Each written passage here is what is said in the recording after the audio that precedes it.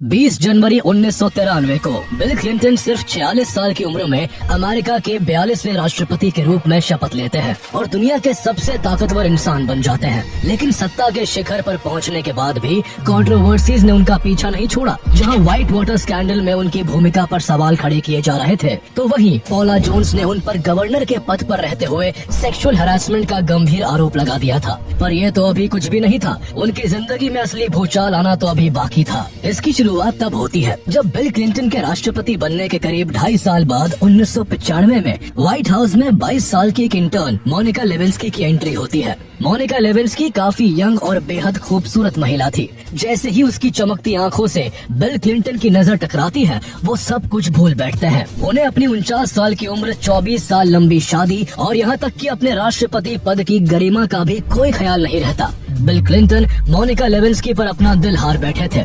धीरे धीरे दोनों के बीच मुलाकातें बढ़ी, गुप्त संदेशों का सिलसिला शुरू हुआ और बात फिजिकल रिलेशंस तक जा पहुंची। हाल ये हो चुका था कि बिल क्लिंटन नए साल की पार्टी अपने परिवार के साथ न मनाकर मोनिका के साथ व्हाइट हाउस के किसी गुप्त कमरे में मनाते हैं। लेकिन जब आग लगी थी तो धुआं उठना ही था।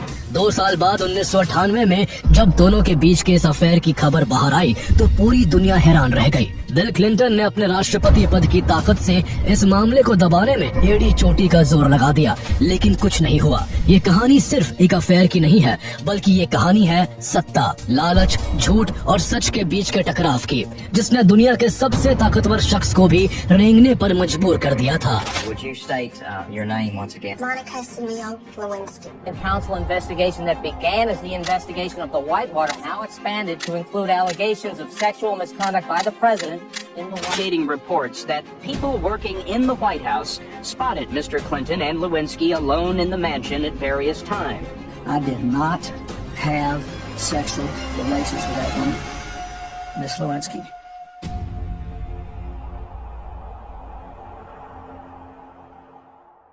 साल 1995 में पोर्टलैंड के एक कॉलेज से साइकोलॉजी में ग्रेजुएशन करने के बाद मोनिका लेविंस्की व्हाइट हाउस में अनपेड इंटर्नशिप करने लगती है। मोनिका ने लियोन पेनेटा के ऑफिस को ज्वाइन किया था, जो उस समय white house chief of staff थे। करीब 6 महीने तक व्हाइट हाउस में एज एन इंटर्न काम करने के बाद नवंबर महीने में मोनिका लेविंस्की की इंटर्नशिप खत्म हो रही थी, इसलिए उसने व्हाइट हाउस में ही पेइंग जॉब के लिए अप्लाई कर दिया। उसका इंटरव्यू हुआ और इंटरव्यू पास करने के बाद उसे ऑफिस ऑफ लेजिस्लेटिव अफेयर्स में जॉब मिल गई। यहाँ उसका काम सांसदों के लेटर्स को ओवल ऑफिस तक पहुँचाने का था। ओवल ऑफिस व्हाइट हाउस में अमेरिकन प्रेसिडेंट का फॉर्मल वर्किंग स्पेस है, जहाँ से प्रेसिडेंट अपना काम करते हैं।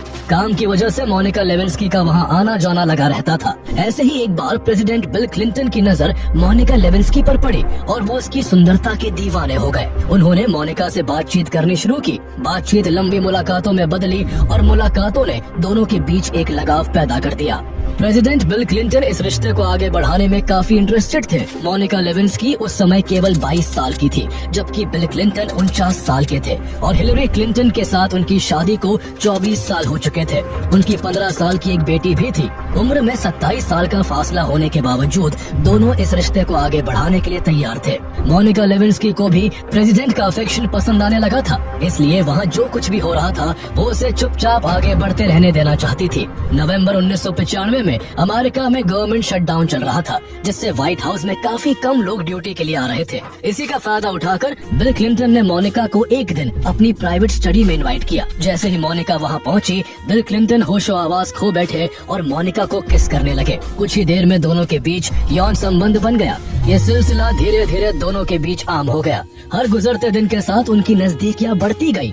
अब जब भी बिल क्लिंटन को अपने काम से फुर्सत मिलती, वो मोनिका के साथ समय बिताना पसंद करते।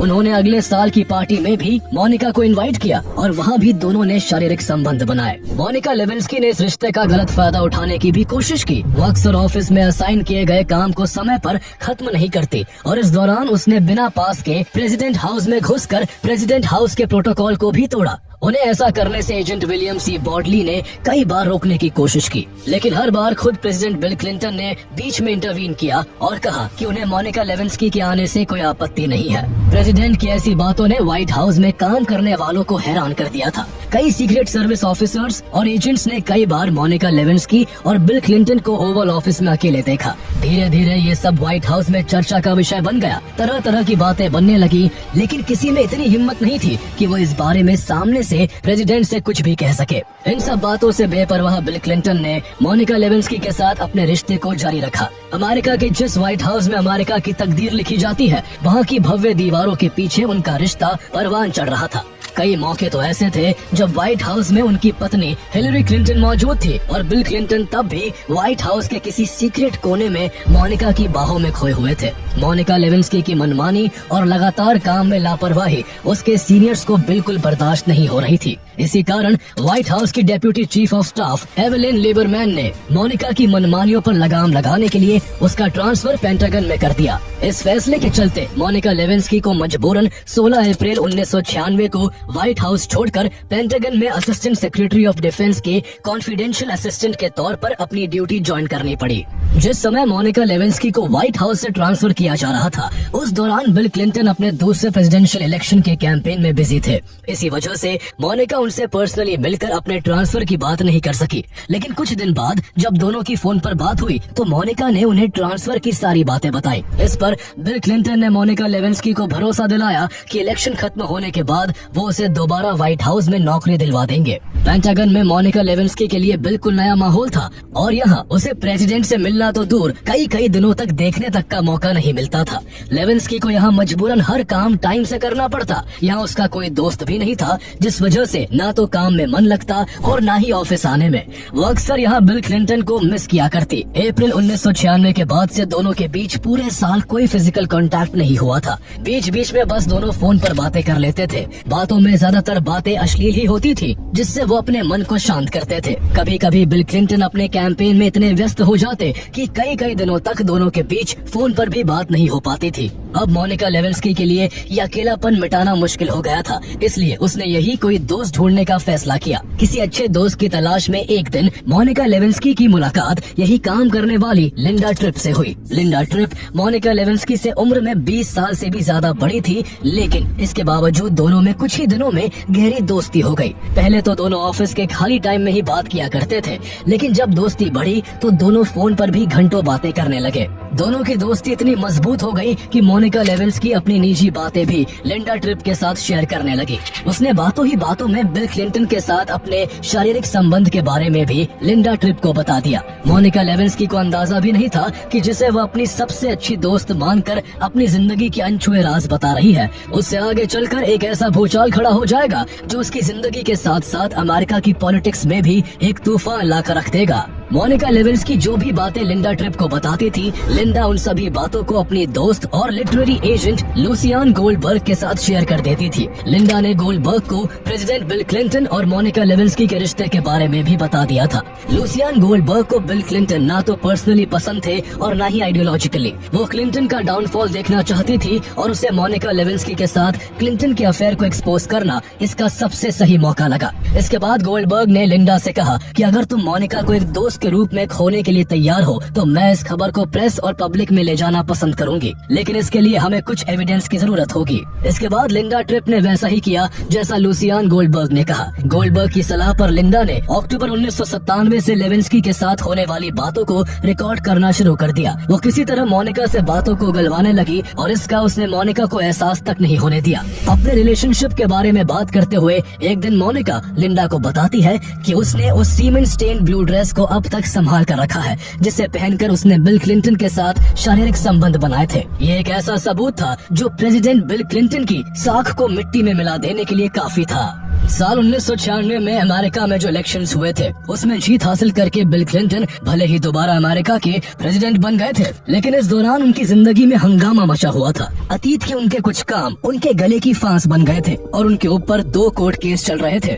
पहला केस व्हाइट वाटर स्कैंडल का था। दरअसल साल 1978 में जब बिल क्लिंटन आर्कनसॉ के गवर्नर हुआ करते थे, उस समय उन्होंने और उनकी पत्नी हिलरी क्लिंटन ने अपने दो दोस्तों जेम्स मैकडोगल और सूजन मैकडोगल के साथ मिलकर आर्कनसॉ में 230 एकड़ की जमीन खरीदी थी। आगे चलकर ये पूरी डील एक बड़ी फर्जीवाड़ा साबित हुई, जिसके चलते सरकार को लाखों डॉलर्स का नुकसान झेलना पड़ा। आगे इसमें शामिल 11 लोगों पर केस फाइल किया जाता है, जिसमें जेम्स मैकडोगल और सूजन मैकडोगल के साथ कुछ और लोगों को जेल की हवा खानी पड़ती है। चूँकि ये घोटाला जेम्स मैकडोगल की company white water development corporation के जरिए किया गया था, इसलिए इसे व्हाइट वाटर स्कैंडल के नाम से जाना जाता है। हालांकि उस समय बिल क्लिंटन और उनकी पत्नी हिलरी क्लिंटन इस केस से बच निकले थे, लेकिन जैसे ही 1992 में बिल क्लिंटन प्रेसिडेंट के इलेक्शन में उतरे, उनके विरोधियों ने व्हाइट वाटर स्कैंडल के गड़े मुर्दे फिर से खोद निकाले थे। ये मुद्दा फिर से मीडिया की सुर्खियों में था और इसी बीच व्हाइट हाउस में एक ऐसी घटना घटी जिसने इस केस को और भी कॉम्प्लिकेटेड बना दिया था।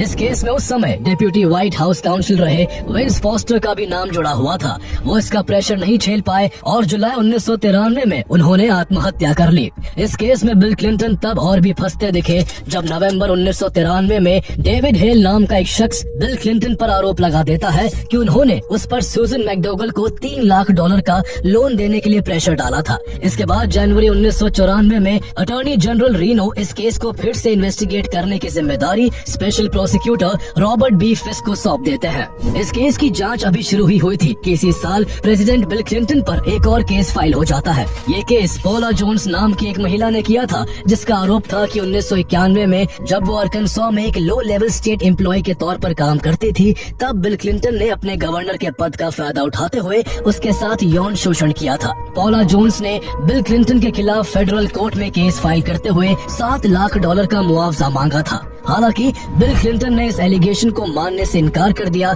लेकिन उन पर पहले व्हाइट वाटर स्कैंडल और फिर यौन शोषण का आरोप लगने से पूरे अमेरिका में भूचाल मचा हुआ था। इन दोनों केसेस की जांच की जिम्मेदारी केनेथ स्टार को मिलती है, लेकिन बहुत कोशिश के बाद भी उन्हें कोई भी ऐसा एविडेंस नहीं मिल पाता जिसके बिहाफ पर बिल क्लिंटन को दोषी ठहराया जा सके। जब बिल क्लिंटन पॉला जोन्स द्वारा लगाए गए सेक्सुअल हरासमेंट केस में भी नहीं फंसते और दोबारा से प्रेसिडेंट बन बैठते हैं, तो लूसियान गोल्डबर्ग गुस्से से भर जाती है। उसे बाद में जब लिंडा ट्रिप के जरिए बिल क्लिंटन और मोनिका लेविन्स्की के रिश्ते के बारे में पता चला, तब उसने बिल क्लिंटन के खिलाफ केस मजबूत करने के लिए ही लिंडा ट्रिप से मोनिका लेविन्स्की की बातों को रिकॉर्ड करने के लिए कहा था। लिंडा ट्रिप ने जब मोनिका लेविन्स्की की बातों को रिकॉर्ड कर लिया, जिसमें सीमेन स्टेन ब्लू ड्रेस का जिक्र भी था, तब लूसियान गोल्डबर्ग लिंडा ट्रिप से उन रिकॉर्डेड टेप्स को केनेथ स्टार के पास ले जाने के लिए कहती है, लेकिन लिंडा ट्रिप ऐसा करने से मना कर देती है। जिसके बाद गोल्डबर्ग खुद बिल क्लिंटन और मोनिका लेविन्स्की के अफेयर की पूरी कहानी इन्वेस्टिगेटिव जर्नलिस्ट और न्यूज वीक के रिपोर्टर माइकल इसिकोफ को बता देती है। जर्नलिस्ट माइकल इसिकोफ 17 जनवरी 1998 को इस अफेयर की खबर को अपनी मैगजीन में छाप देते हैं। इसके बाद अमेरिका के बड़े बड़े न्यूज़पेपर्स इस खबर को धड़ल्ले से कवर करते हैं और टीवी पर भी यही खबर चलने लगती है। एक झटके में पूरी दुनिया का ध्यान बिल क्लिंटन और मोनिका लेविन्स्की के एक्स्ट्रा मैरिटल अफेयर की तरफ शिफ्ट हो जाता है। अमेरिकन पॉलिटिक्स में इस खबर से हंगामा मच गया। बिल क्लिंटन के कैरेक्टर पर सवाल खड़े होने लगे और अमेरिका के लोग गुस्से में उनके बारे में बुरा भला कहने लगे। यूं अपने अफेयर को मीडिया की सुर्खियों में आने से बिल क्लिंटन हैरान रह गए। उन पर इतना दबाव बढ़ गया कि उन्हें खबर के बाहर आने के केवल 9 दिन बाद 26 जनवरी 1998 को अपनी पत्नी के साथ टीवी के लाइव शो में आकर सफाई देनी पड़ती है। वो मोनिका लेविन्स्की के साथ किसी भी तरह के अफेयर से इनकार करते हुए कहते हैं, I did not have sexual relations with that woman, Miss Lewinsky. Bill Clinton साफ तौर पर झूठ बोल रहे थे और इस झूठ से गुस्से में आकर लिंडा ट्रिप उनके अफेयर की बातों की रिकॉर्डेड टेप को केनेथ स्टार को दे देती है, जो बिल क्लिंटन के ऊपर लगे आरोपों की जांच कर रहे थे। केनेथ स्टार कोर्ट से परमिशन लेकर इस मामले की भी जांच करने लगते हैं। अब जांच का दायरा बढ़ जाता है और बिल क्लिंटन पूरी तरह से विवादों में फंस जाते हैं। मोनिका लेविन्स्की पर भी दबाव बनता है कि वो कोर्ट में अपना पक्ष रखे। मीडिया में भी बार बार मोनिका लेविन्स्की का नाम उछाला जा रहा था। इस सब के चलते एक बार फिर बिल क्लिंटन और मोनिका लेविन्स्की की मुलाकात होती है, लेकिन इस बार बात प्रेम की नहीं बल्कि बात नाक बचाने की होती है। बिल क्लिंटन मोनिका लेविन्स्की पर कोर्ट में इस अफेयर को नकारने का दबाव डालते हैं। मोनिका लेविन्स्की इसके लिए तैयार हो जाती है और एक एफिडेविट जारी करके बिल क्लिंटन से किसी भी तरह का रिश्ता होने से मना कर देती है। दोनों अपने इस अनैतिक रिश्ते को छुपाने की खूब कोशिश करते हैं, लेकिन मोनिका लेविन्स्की ने जो बातें अपनी दोस्त लिंडा ट्रिप के साथ शेयर की थी और उसकी जो बातें लिंडा ट्रिप ने रिकॉर्ड की थी उन्होंने बिल क्लिंटन और मोनिका लेविंस्की के एक्स्ट्रा मैरिटल अफेयर के सारे राज खोल कर रख दिए थे। मीडिया में चल रही खबरों और कोर्ट से मांगे जा रहे एविडेंसेस से मोनिका काफी परेशान हो चुकी थी और किसी भी तरह वो इससे जल्द से जल्द छुटकारा चाहती थी। इसलिए कोर्ट के आदेश पर उसने 28 जुलाई 1998 को वो ब्लू ड्रेस जांच के लिए दे दी, जिस पर बिल क्लिंटन के सीमन के धब्बे थे। कोर्ट के आदेश पर FBI बिल क्लिंटन का ब्लड सैंपल लेकर इस ड्रेस पर लगे सीमेन का DNA टेस्ट करती है और इसमें बिल क्लिंटन का झूठ पकड़ा जाता है। अब उनके पास सफाई देने को कुछ भी नहीं बचा था, वो पूरी तरह से बेनकाब हो चुके थे। उन्हें जूरी के सामने 17 अगस्त 1998 को लेविंस्की के साथ अपने इम्प्रॉपर फिजिकल रिलेशनशिप को स्वीकारना पड़ता है। उसी शाम बिल क्लिंटन टीवी पर लाइव आकर देश को संबोधित करते हुए लेविंस्की के साथ अपने रिलेशनशिप को एक्सेप्ट करते हैं और इसे इनअप्रोप्रिएट करार देते हुए देशवासियों से माफी मांगते हैं। Indeed, I did have a relationship with Miss Lewinsky that was not appropriate. In fact, it was wrong.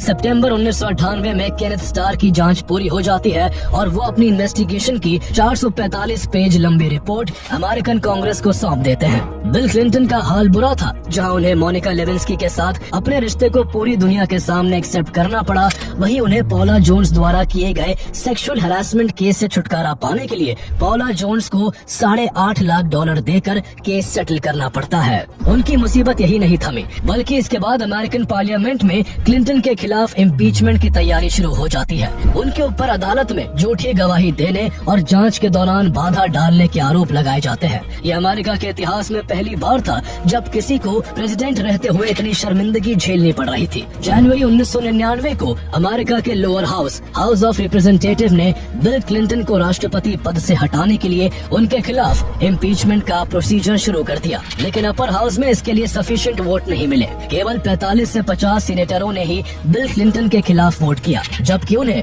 President के पद से हटाने के लिए अगेंस्ट में 67 वोट होने चाहिए थे। इस कारण ये प्रस्ताव खारिज हो गया और बिल क्लिंटन जनवरी 2001 तक अपने पद पर बने रहे। उनके प्रेसिडेंशियल पीरियड खत्म होने के बाद अमेरिकन सुप्रीम कोर्ट ने 2001 में बिल क्लिंटन पर एक बड़ी कार्रवाई करते हुए उनके लॉ लाइसेंस को सस्पेंड कर उनके अरकानसॉ में लॉ प्रैक्टिस करने पर 5 साल के लिए रोक लगा दी। आगे चलकर करीब 25 साल बाद बिल क्लिंटन ने व्हाइट हाउस में रहते हुए मोनिका लेविंस्की के साथ अपने अफेयर पर खुलकर बात की। उन्होंने इस अफेयर को एक्सेप्ट करते हुए कहा कि राष्ट्रपति बनने के बाद उनका तनाव काफी बढ़ गया था, इसलिए उन्होंने रिश्ता उस तनाव को दूर करने के लिए बनाया था। बिल क्लिंटन ने मोनिका के साथ अपने अफेयर की कई अतरंग बातों का जिक्र डॉक्यूमेंट्री हिलरी में किया था। बिल क्लिंटन ने पहली बार इसी दौरान पब्लिकली मोनिका से अपनी गलती के लिए माफी भी मांगी। हालांकि उस माफी का कोई फायदा नहीं था, क्योंकि तब तक मोनिका लेविंस्की की जिंदगी इस एक स्कैंडल के इर्द गिर्द फंसकर पूरी तरह से बर्बाद हो चुकी थी। वो जहाँ भी जाती उनसे किया हर सवाल केवल उनके इस एक अफेयर से ही जुड़ा होता। उन्हें इसके चलते अमेरिका तक छोड़ना पड़ गया। अमेरिका छोड़ने के बाद भी उनका इस अफेयर से जुड़ी बातों और सवालों ने पीछा नहीं छोड़ा। मोनिका लेविंस्की आज भी बिल क्लिंटन के साथ रहे अपने उस रिश्ते को अपनी जिंदगी की सबसे बड़ी भूल मानती है, जिसने उनकी पर्सनल और प्रोफेशनल जिंदगी को हमेशा के लिए बर्बाद करके रख दिया।